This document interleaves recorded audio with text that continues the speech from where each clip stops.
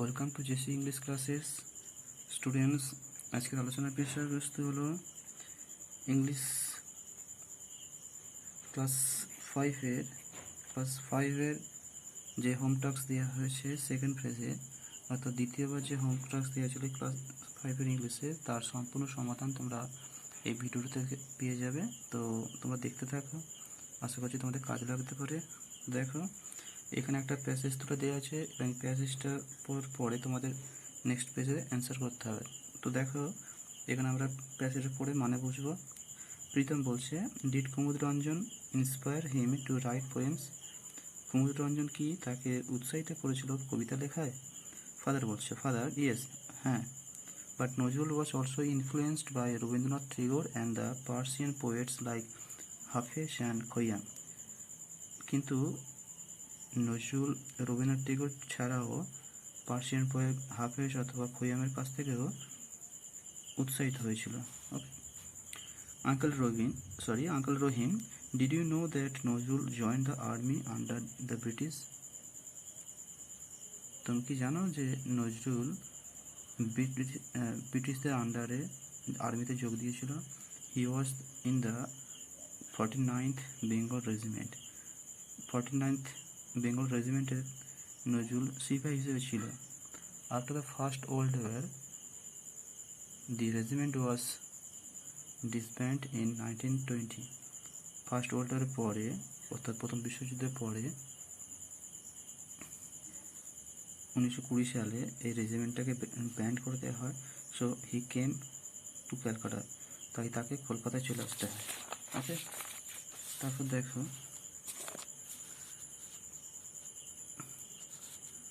Father বলছে, father, at that time Indians had risen against the British rule. ওই সময় ভারতীয়রা ব্রিটিশের রুলের বিরুদ্ধে প্রতিবাদ শুরু করেছিল। Nazrul protested against the cruelty of the British in his own way. নজরুলও ব্রিটিশদের বিরুদ্ধে তার নিজের মতো করে প্রতিবাদ শুরু করেছিল।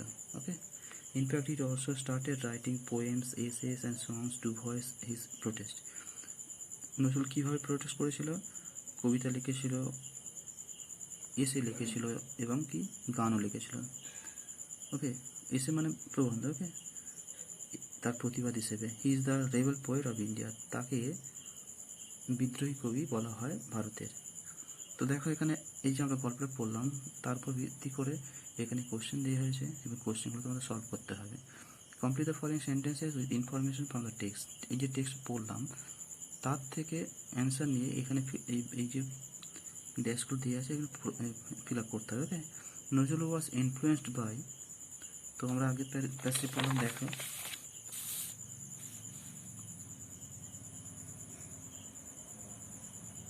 এই দেখো, Nazrul was also influenced by Rabindranath Tagore and Persian poet like Hafez and Khayyam.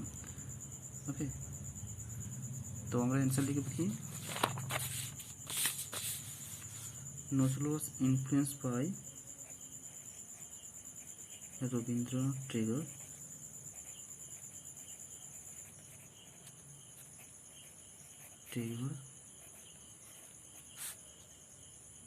হাফেজ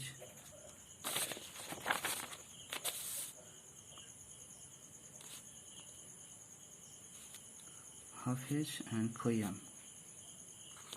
ওকে,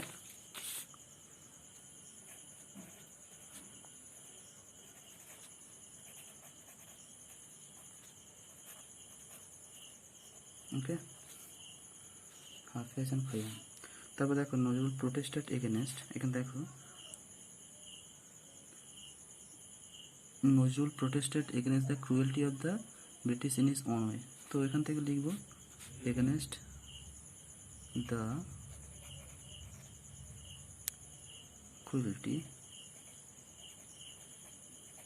cruelty of the British in his own way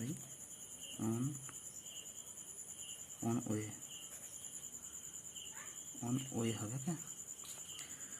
তো এখানে দেখো true, right T for true and F for false statement. এখানে এই যে স্টেটমেন্টগুলো দেওয়া আছে এটা ঠিক না তো ভুল লিখতে হবে। ওকে, ঠিক হলে ট্রি লিখবে আর ফলস হলে এফ লিখবে। নজরুল ডিড নট রাইট সংস। এখানে দেখো আমরা দেখেছিলাম তিনি সংসও লিখেছিলেন, আর এখানে বলছে তিনি লেখেননি, তাহলে এটা কী হবে? ফলস হবে। Okay, Indians had risen against the British rule. এখানে দেওয়া আছে দেখো, at the time Indians had risen against the British rule, তো এটা ট্রু হবে। ওকে, তো তারপর দেখো এখানে কিছু গ্রামাটিক্যাল পোর্শন দেওয়া আছে, তোমাদের সেগুলো অ্যান্সার করতে হবে। Write the past form of the following verbs. এই যে এখানে দেখে ভার্বগুলো দেওয়া আছে ওদের পাস্ট ফর্ম লিখতে হবে। ক্যাচ থেকে কী হয় স্টুডেন্ট? কট। আর ড্যান্স থেকে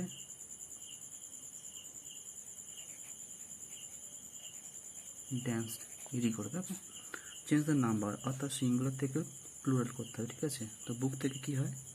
বুক থেকে books. Okay, women we men করবে। ওকে, ডিয়ার থেকে তো স্টুডেন্টস মনে রাখবে ডিয়ারের সিঙ্গুলার আর প্লুরাল ফর্ম কিন্তু একই লেখা হয়। ওকে, দেখো হি থেকে কী হবে? দেম হয়। ওকে, তো এখানে দেখো চেঞ্জ দ্য জেন্ডার। জেন্ডার মিন যেটাকে আমরা বাংলায় লিঙ্গ বলি, পুংলিঙ্গ স্ত্রীলিঙ্গ। ওকে, এটা দেখো কিং থেকে কী হয় আমরা জানি, সবাই জানি, কিং থেকে কুইন হয়। ওকে, টাইগার থেকে টাইগ্রেস, নিফিউ থেকে নিস, NIECE নিস, প্রিন্স থেকে প্রিন্সেস, PRINCESS।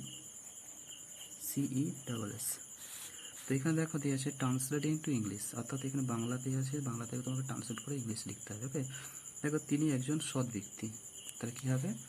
তিনি, তো তিনি হি হতে পারে। ওকে, অথবা সি হতে পারে।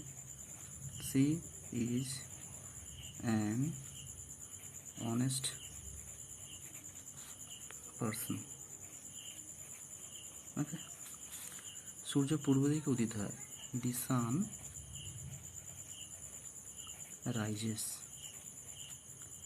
ইন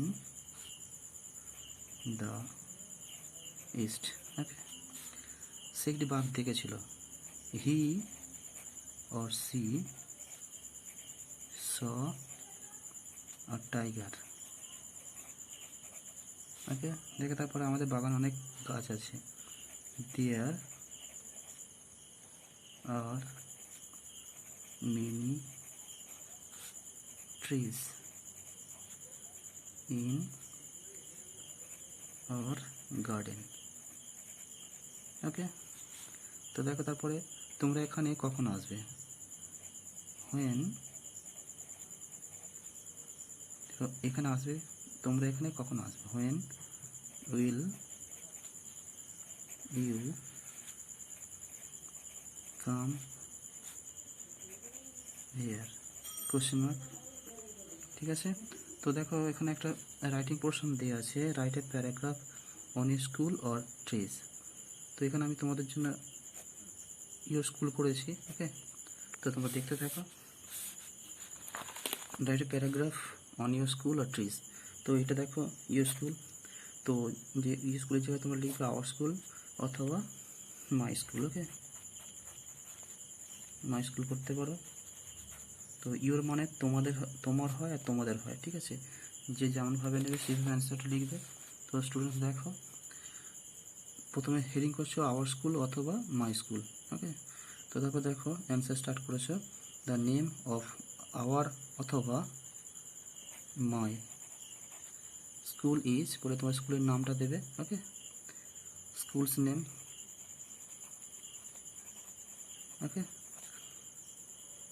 আমাদের স্কুলের নাম বলে স্কুলের নামটা বললে, ইট ইজ সিচুয়েটেড অ্যাট, এখানে লিখবে কোন জেলাতে আছে, district. Okay, name of district লিখলে, আর ইনে লিখবে স্টেট, অর্থাৎ তুমি যে ডিস্ট্রিক্টে বসবাস করো। যেমন ধরে নাও it is situated in South 24 Parganas in West Bengal. Okay, our school is not far away, our school is not far away from our home. Our school has dash room, অর্থাৎ স্টুডেন্টস, তোমাদের স্কুলে কতগুলো রুম আছে সেই রুমের নাম্বারটা এখানে দেবে। ওকে, আ বিগ প্লেগ্রাউন্ড, একটা বড় খেলার মাঠ, অ্যান্ড আ ফ্লাওয়ার গার্ডেন, আর সেখানে দেবে গুড লাইব্রেরি। ওকে, আবার বলি দেখো, our school is not far away from our home, our school has, room number কতগুলো রুম আছে লিখলে dash room, a big playground, a good library and a flower garden. Okay, we have dash students, তোমাদের স্কুলের total কত students আছে সেটা এখানে লিখবে। Okay, dash teachers and dash staffs, কতজন টিচার্স আছে। ওকে, আর দেখবে টিচার্স ছাড়াও আরও কিছু স্টাফ থাকে, তাদের নাম্বারটা এখানে দেবে। Okay, in our school our teachers are very kind and qualified, we all respect and obey them very much, we have always good results in madhyamik and HS examination. Okay,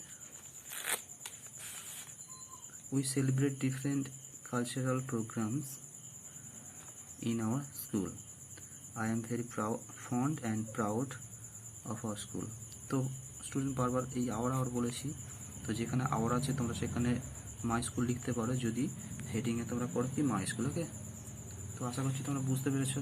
তো কারোর যদি trees প্যারাগ্রাফটা দরকার পড়ে তোমরা অবশ্যই comment বক্সে জানাবে comment করে। ওকে, তো যদি চ্যানেলটাকে দরকারি মনে করো তোমরা অবশ্যই কী করবে, চ্যানেলটাকে সাবস্ক্রাইব করবে।